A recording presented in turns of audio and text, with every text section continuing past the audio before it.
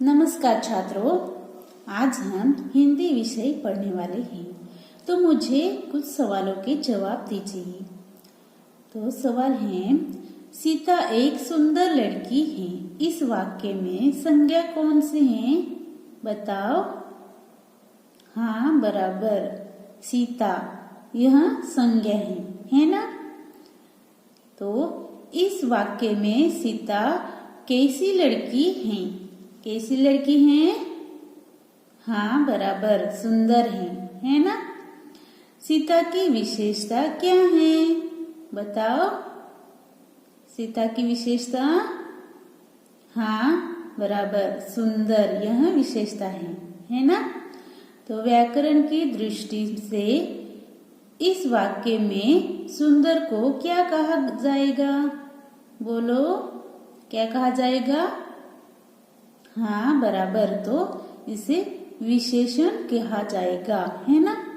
तो छात्रों, आज हम विशेषण की विशेषता बताने वाले विशेषण का विस्तार पूर्वक अध्ययन करने वाले हैं। तो चलिए छात्रों, हम आगे बढ़ते हैं। संज्ञा की परिभाषा।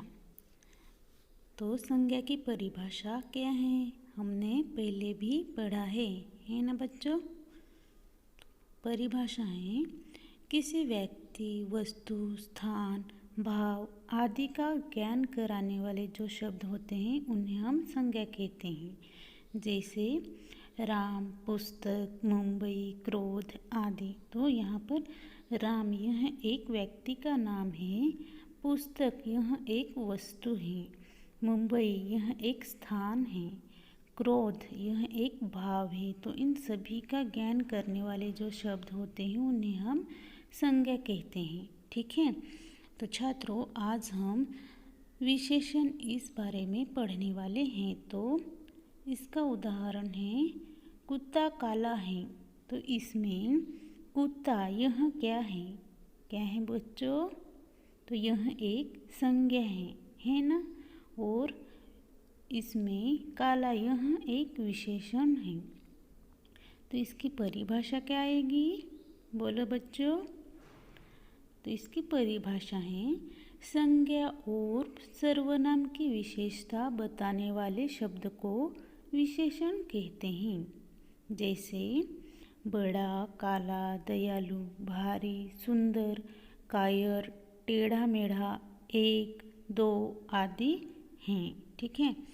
तो आगे हम विशेषण के भेद देखेंगे। तो कितने हैं? विशेषण के 4 भेद हैं। पहला है गुणवाचक विशेषण, दूसरा है संख्यावाचक विशेषण, तीसरा है परिणामवाचक विशेषण, 4 सार्वनामिक विशेषण। पहला है गुणवाचक विशेषण। तो इसका उदाहरण है मोहन ईमानदार लड़का है। इस उदाहरण में ईमानदार शब्द का प्रयोग मोहन के चरित्र के लिए उपयोग किया गया है और इस शब्द के जरिए मोहन का गुण बताया जा रहा है, इसलिए इस शब्द को गुणवाचक विशेषण के तहत रखा गया है। दूसरा है अंगूर बहुत मीठे हैं। इस वाक्य में मीठे शब्द का प्रयोग अंगूर के स्वाद को लेकर किया गया है। इस वाक्य में अंगूर के स्वाद के लिए मीठे शब्द का प्रयोग किया गया है और इस मीठे शब्द के जरिए अंगूर के गुण के बारे में बहुत करवाया गया है, इसलिए इस वाक्य को गुणवाचक विशेषण के तहत रखा गया है। तो छात्रों, गुणवाचक विशेषण की परिभाषा क्या है? बोलो। तो गुणवाचक विशेषण की परिभाषा यह है जिन विशेषण शब्दों से संज्ञा या सर्वनाम के गुण दोष का बोध होता है उसे गुणवाचक विशेषण कहते हैं। ठीक है, आगे है दूसरा है संख्यावाचक विशेषण। इसके उदाहरण हैं, कल मेरे 2 मित्र घर आए थे। इस वाक्य में 2 शब्द का प्रयोग संख्या के रूप में बताया गया है, इसलिए इसे निश्चित संख्यावाचक विशेषण के तहत रखा गया है। दूसरा है, एक स्कूल में 400 विद्यार्थी हैं। इस वाक्य में 400 शब्द का प्रयोग विद्यार्थियों की संख्या का बोध कराने के लिए किया गया है, इसलिए यह निश्चित संख्यावाचक विशेषण के अंतर्गत आता है। तो छात्रों, संख्यावाचक विशेषण की परिभाषा क्या हो सकती है? बोलो। तो जिन विशेषण से संज्ञा सर्वनाम की संख्या का बोध हो उसे संख्यावाचक विशेषण कहते हैं, जैसे 4, 5, 2 गुना, 5 गुना आदि। तो छात्रों, दोनों भाई में बड़ा प्रेम है। यह उदाहरण कौन सा है? बोलो। हाँ, बराबर, यह उदाहरण संख्यावाचक विशेषण का है। इसमें दोनों यह संख्यावाचक आए हैं। ठीक है, तो आगे हम देखते हैं तीसरा भेद है परिणामवाचक विशेषण। इसके उदाहरण हैं, मेरे लिए थोड़े फल लेकर आओ। जैसा कि हम दिए गए उदाहरण में देख सकते हैं, थोड़े शब्द का इस्तेमाल किया गया है। इस शब्द से हमें सटीक मात्रा का पता नहीं चल रहा है, लेकिन इससे हमें पता चल गया है कि लगभग कितने फल आने हैं। यह शब्द अनिश्चितता प्रकट कर रहा है, अतः यह शब्द परिणामवाचक विशेषण के अंतर्गत आएगा। ठीक है, दूसरा है, जाओ जाकर दर्जी से 2 मीटर कपड़ा लेकर आओ।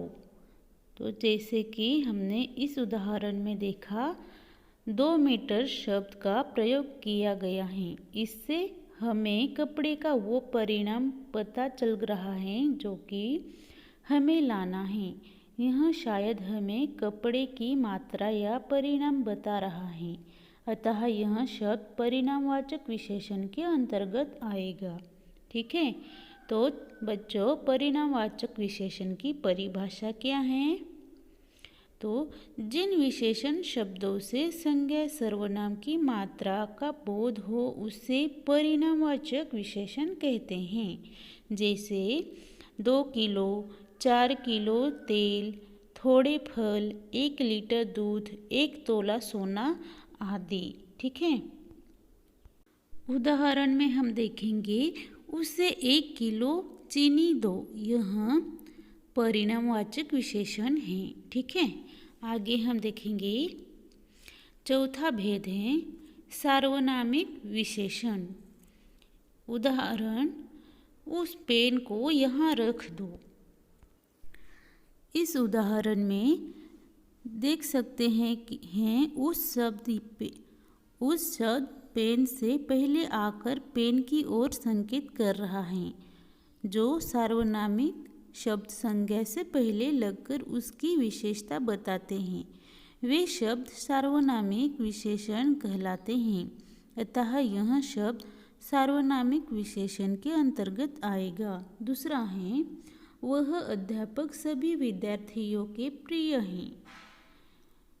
इस उदाहरण में अध्यापक शब्द से पहले वह शब्द आया एवं इस शब्द ने अध्यापक की ओर संकेत किया, अतः यह शब्द संज्ञा से पहले प्रयुक्त होकर संज्ञा की विशेषता बताने का कार्य कर रहा है, अतः यह उदाहरण सार्वनामिक विशेषण के अंतर्गत आएगा। तो सार्वनामिक विशेषण की परिभाषा इस तरह से है, ऐसे सर्वनाम शब्द जो संज्ञा से पहले लगकर उस संज्ञा शब्द को विशेषण की तरह विशेषता बताते हैं। वे शब्द सार्वनामिक विशेषण कहलाते हैं, जैसे कि मेरी पुस्तक, कोई बालक, किसी का महल, वह लड़का, यह लड़की आदि। ठीक है। तो छात्रों, इस तरह से हमने विशेषण के भेद देखे हैं। तो छात्रों, मुझे यह बताओ कि विशेषण के कितने प्रकार हैं और कौन कौन से हैं? बोलो बच्चों। हाँ, बराबर। तो विशेषण के 4 भेद हैं और वह गुणवाचक विशेषण, संख्यावाचक विशेषण, परिणामवाचक विशेषण, सार्वनामिक विशेषण यह है। ठीक है। परिणामवाचक विशेषण किसे कहते हैं? बोलो बच्चों। हाँ, बराबर। तो जिन विशेषण शब्दों से संज्ञा सर्वनाम की मात्रा का बोध हो उसे परिणामवाचक विशेषण कहते हैं, है ना? जैसे मेरे लिए थोड़े फल लेकर आओ, यह उदाहरण हमने देखा था, है ना? संख्यावाचक विशेषण के उदाहरण बताओ। बोलो बच्चों। हाँ, बराबर। तो दुनिया में 7 अजूबे हैं, यह संख्यावाचक विशेषण के उदाहरण हैं। हमारे परिवार में 5 सदस्य हैं। हाँ, बराबर। यह भी बराबर हैं। इसमें संख्यावाचक विशेषण आते हैं, यानी दुनिया में 7 अजूबे हैं और हमारे परिवार में 5 सदस्य हैं। ठीक है। सार्वनामिक विशेषण के कुछ उदाहरण बताइए। बोलो। हाँ, बराबर। उस गाड़ी को वहाँ छोड़ दो। और बताओ। हाँ, बराबर। किस व्यक्ति से किस बात कर रहे हो? हाँ, बराबर। ये भी बराबर है। यह मेरी बैग है। तो इन उदाहरणों में उस, किस, यह शब्द सार्वनामिक विशेषण में आते हैं। ठीक है। गुणवाचक विशेषण के उदाहरण बताइए। बोलो बच्चों। हाँ, तो आज मौसम बहुत ठंडा है। राम बहुत बलवान है। ठीक है। तो इस तरह से हमने विशेषण और विशेषण के भेद पढ़े हैं। आगे हम स्वाध्याय की तरफ बढ़ेंगे। तो आपका स्वाध्याय है, गृह कार्य है, विशेषण का परिभाषित करते हुए उसके भेद और उदाहरण लिखिए।